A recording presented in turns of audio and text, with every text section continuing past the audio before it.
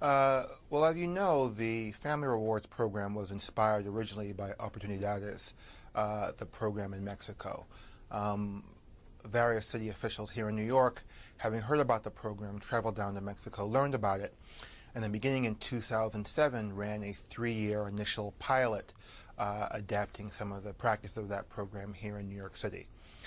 Then in 2011, the city with funding, the city's Center for Economic Opportunity with funding from the Federal Social Innovation Fund, basically replicated that replication in New York City and Memphis, Tennessee.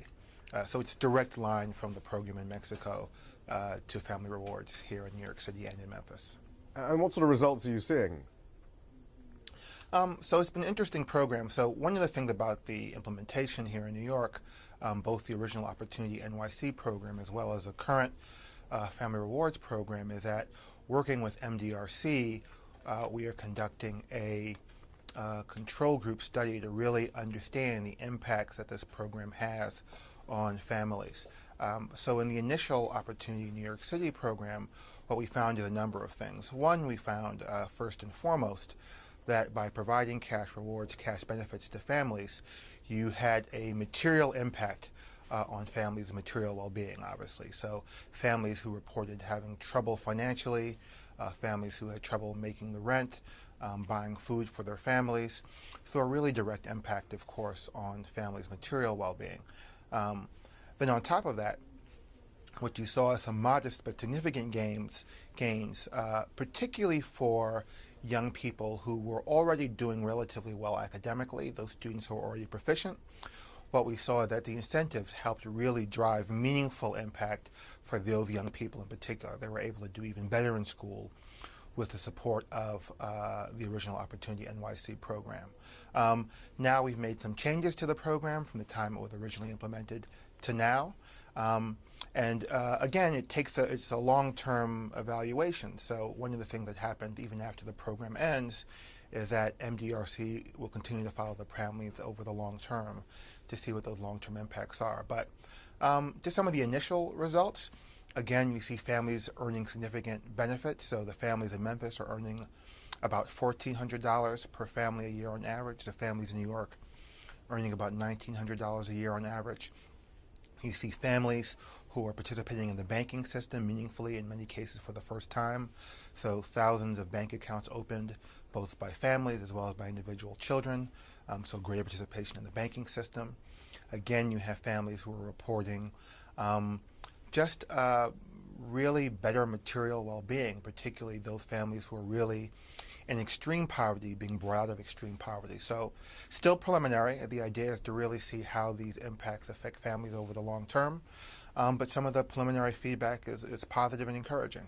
This does seem to be very much a private-public partnership of sorts. Is there a sense that that's the only way you can get federal and local governments interested in these sorts of programs, that you have to have that private money first?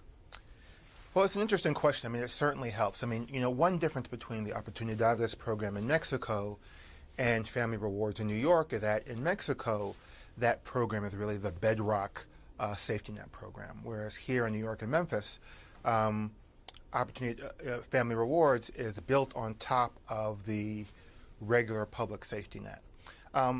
What I would say the challenge that we have here in America is that too often we're unwilling, I would say, to not only invest in those social services, but too often we're unwilling to invest in innovation.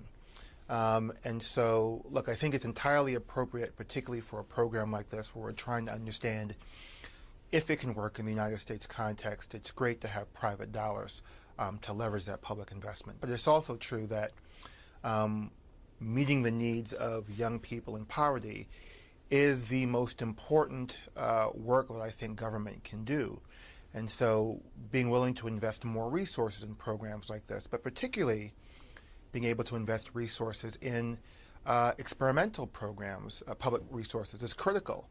And I do think that too often in America, particularly with the declining investment we make generally, and so we've been making generally in social services here, but also with the current political environment where if you try something and it doesn't work, you're at risk of being torn to shreds in the press.